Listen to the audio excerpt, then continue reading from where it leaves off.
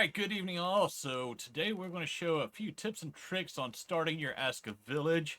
Now this is primarily if you enjoy building on a large flat area because while like over here on this mountaintop it looks really pretty, it looks really cool, but that's a whole lot of terrain leveling and trying to find spots where you can place buildings.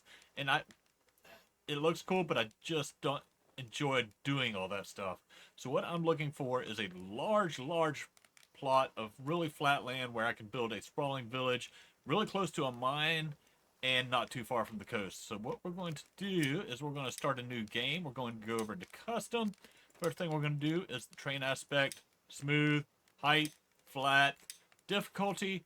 This one is kind of important. You want to set your monster density to low because that is going to affect how many biomes there are. So this, naturally the map is kind of flooded with all the different biomes like the ruins and the wolf dens, all that stuff. By setting this to low, you're still going to have all the dens, but the odds of them being close to your village will be lower, so your villagers will be able to go about their everyday tasks without getting attacked by skeletons and so on.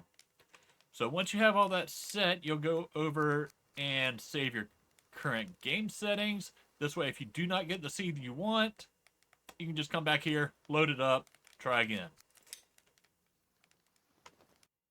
So once we are in game, what we're going to be looking for is a mine not far from the coast. And you're not going to find a mine right on the coast, but if we kind of go right here where the vegetation meets the beach, and we do a loop around the island, there's a good chance we might find one of there's usually around 2 or 3 mines per island.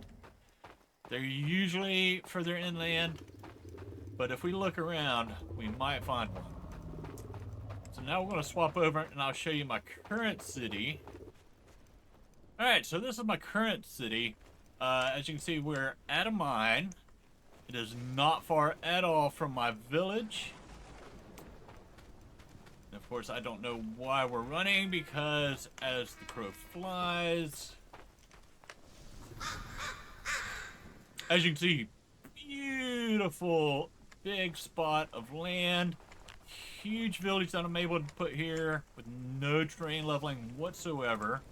I had to break a few rocks, but other than that, beautiful plot of land. Everything we need nearby. Ow. And we're further from the coast than I originally wanted to be, but I couldn't pass up that big spot of flat land. So here we've got the coast. I've got my fishing area over there. We've got the harbor over here. One thing you're going to have to watch out for, if you do build near the coast, do not build all the way up to the water, because while you can get your buildings close to the water, you cannot put your fences in the water.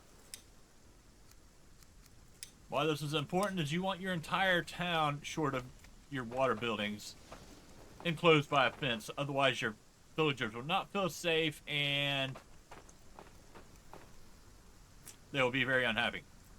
So as you can see, you cannot build anywhere really close to the water. So if you build your village, put it a little further up so you can get your fence around it and you'll be good.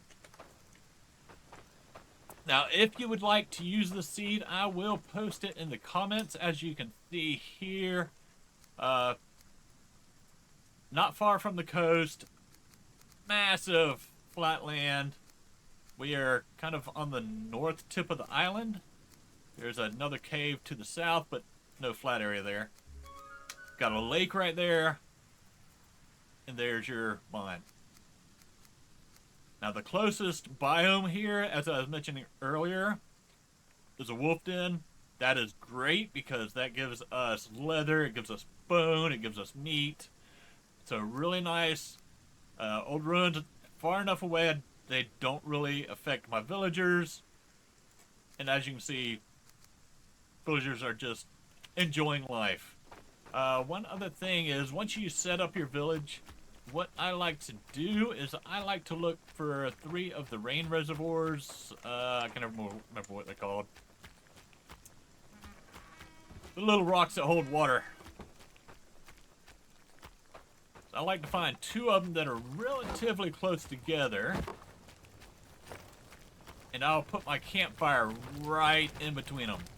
This way I can later upgrade to wells, and then I've got 2 unlimited sources of water right between my campfire, keeps us warm. And then I'll build like 5 or 6 shelters.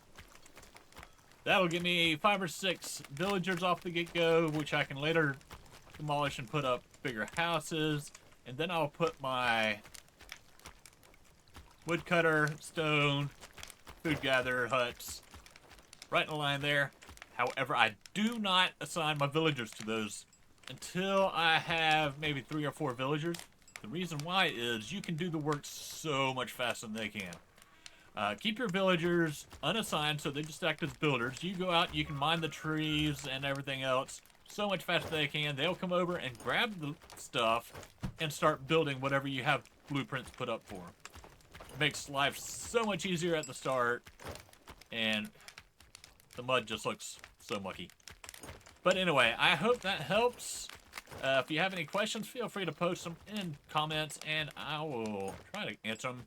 And, of course, be sure to check out my video and subscribe. See y'all next time.